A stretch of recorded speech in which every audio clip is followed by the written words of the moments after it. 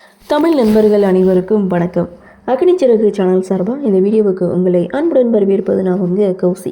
கார்த்திக் ரேவதி சீரியலுடைய நாளைய எபிசோடுக்கான ரிவ்யூ என்ன அப்படின்றத பார்க்கலாம். எபிசோடை பொறுத்த வரைக்கும் ராஜராஜன் கார்த்திக் எதிராக சாட்சி சொல்கிறாரு.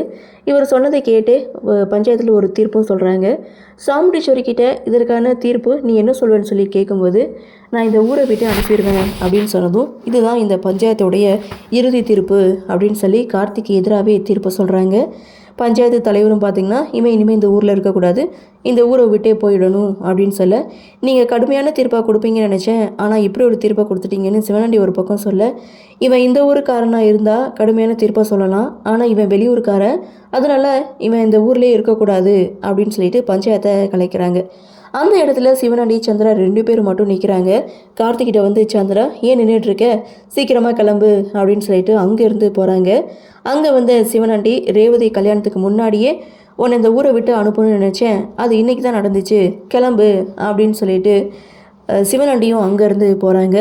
ஸோ இங்கே மயில் வாகனம் மட்டும் கார்த்திக் கூட நின்றுட்டுருக்காங்க. நீ வாப்பா வீட்டுக்கு, அத்தைக்கிட்ட பேசலாம், உன் மேலே எந்த தவறும் இல்லைன்னு நம்ம ப்ரூவ் பண்ணலாம் அப்படின்ற மாதிரி கார்த்தியை கூப்பிட, இல்லை இப்போ போய் பேசினா தப்பாயிடும், இதை எப்படி நிரூபிக்கணும்னு எனக்கு தெரியும், நீங்கள் போங்க அப்படின்னு சொல்லி மயில் வாகனத்தை அனுப்பி வைக்கிறாங்க.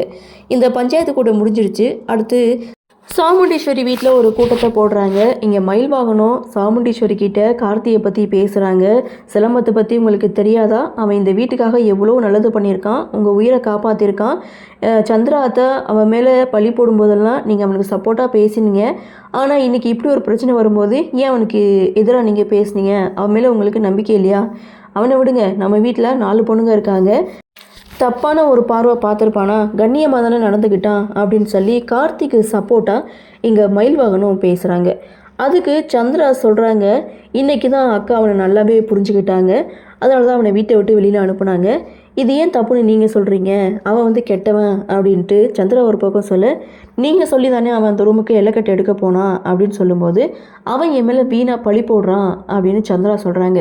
ஸோ அதே சமயம் இங்கே சுவாதி, ரேவதி இவங்களை தவிர இந்த வீட்டில் யாருமே கார்த்திக்கு சப்போர்ட்டாக பேசலை. அதாவது கார்த்தியுடைய மாமா ராஜராஜன் கூட அவருக்கு எதிராக தான் சொல்கிறாங்க, அவன் மேலேயும் நிறைய சந்தேகம் இருக்குது அப்படின்னு ராஜராஜன் சொல்கிறாங்க. ஏன்னா மயில் வாங்கின ராஜராஜன்கிட்டையும் நீங்கள் எதுக்காக சிலம்பத்துக்கு எதிராக அப்படி ஒரு சாட்சியை சொன்னீங்க அப்படின் போது, நான் ஒன்றும் தப்பாக சொல்லலை, பார்த்தது தான் சொன்னேன் அப்படின்ட்டும், அதே சமயம் அவன் மேலே நிறைய சந்தேகம் இருக்குது, அவன் உண்மையான பேர் என்னன்னு அவனும் சொல்லலை. அப்படி இருக்கும்போது அவன் எந்த நம்பிக்கையெல்லாம் அவன் மேலே உறுதிப்படுத்தி நம்ம பேச முடியும் அப்படின்னு சொல்லி மயில் வாகனமும் பேச, டிரைவரோட சாப்டர் வந்து க்ளோஸ். இனி ரேவதியுடைய கல்யாணத்தை பற்றி பேசலான்னு சொல்லிட்டு சாமுண்டீஸ்வரி அங்கேருந்து போகிறாங்க. ஸோ இதுக்கப்புறம் மயில் வாகனம் தன்னுடைய மாமனார்கிட்ட பேசும்போது, அவனை பற்றி எதுக்காக நீங்கள் எங்கிட்ட பேசிகிட்டு இருக்கீங்க, அவனை பற்றி பேசுகிறதுக்கு என்ன இருக்குது அப்படின்னு சொல்லி அவன் கெட்டவன் சொல்லி பேசும்போது, மயில் வாகனம் இங்கே தன்னுடைய மாமனாரை தனியாக கூட்டிகிட்டு போயிட்டு உண்மையை உடைக்கிறாங்க. அவன் வேறு யாரும் கிடையாது, உங்களுடைய மாப்பிள்ளை அப்படின்ட்டு. எனது மாப்பிள்ளையா, அவன் எனக்கு மாப்பிள்ளையாக முடியுமா அப்படின்னு சொல்ல, உங்கள் தங்கச்சி பையன்தான் அவன், அவன் பேர் கார்த்தி, டவுனில் வந்து அவன் பெரிய கோடீஸ்வரன், அதை எல்லாத்தையும் விட்டுட்டு உங்களுக்காக இங்கே வந்து கஷ்டப்பட்டுருக்கான் அப்படின்னு சொல்லி ஒட்டுமொத்த உண்மையையும் போட்டு உடைக்கிறாங்க. அப்போ தான் ராஜராஜனுக்கு உண்மை என்னன்னு புரியுது. கார்த்தி இந்த வீட்டுக்கு எதுக்காக வந்தார் அப்படின்ற உண்மையையும் இங்கே ராஜராஜன்கிட்ட சொல்லிட்டாங்க.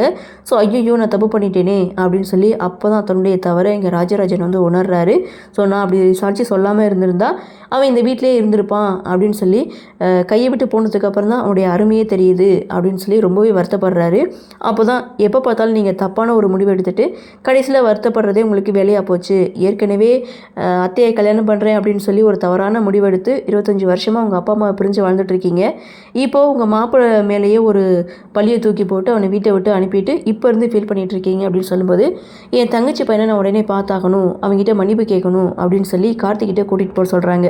நேராக மயில் வாகனம் கார்த்திகிட்ட கூட்டிகிட்டு போகிறாங்க. கார்த்திகிட்ட மன்னிப்பும் கேட்குறாங்க. ஸோ அந்த இடத்துல கார்த்திகிட்ட மன்னிப்பு கேட்டாலும் உடனே வா நான் வீட்டுக்கு போகலாம் அப்படின்ற மாதிரி இங்கே கார்த்திகை கூப்பிடும்போது, இப்போ வீட்டுக்கு போனால் சரி வராது, இதுக்கு மேலே நம்ம வீட்டுக்கு போனாலும் அத்தை உங்கள் மேலே கோவப்பட தான் செய்வாங்க, ஸோ பார்த்துக்கலாம் விடுங்க அப்படின்னு சொல்லி சமாதானப்படுத்துகிறாங்க. அப்போ தான் ராஜராஜனுக்கு தன்னுடைய அம்மாவை பார்க்கணும் அப்படின்ற ஆசை வருது.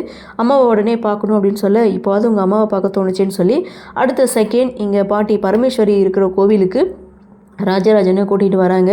தான் பெத்த மகனை 25 வருஷத்துக்கு அப்புறம் பார்த்ததும் ரொம்பவே சந்தோஷப்படுறாங்க. இதோட எபிசோடையும் முடிக்கிறாங்க. ஆக மொத்தம் ராஜராஜனுக்கு கார்த்தி யார் அப்படின்ற உண்மை தெரிய வந்துடுச்சு. அடுத்து என்ன நடக்கும்? மீண்டும் கார்த்தி சாமுண்டீஸ்வரி குடும்பத்துக்குள்ளே நுழைவாரா மாட்டாரா அப்படின்ற ஒரு எதிர்பார்ப்போட எபிசோடை முடிச்சிருக்காங்க. பார்க்கலாம் அடுத்தடுத்து என்ன மாதிரியான சுவாரஸ்யத்தோடு கதைக்குள்ள நகர்வை கொண்டு வராங்க அப்படின்றது நாமளும் பொறுத்திருந்து பார்க்கலாம்.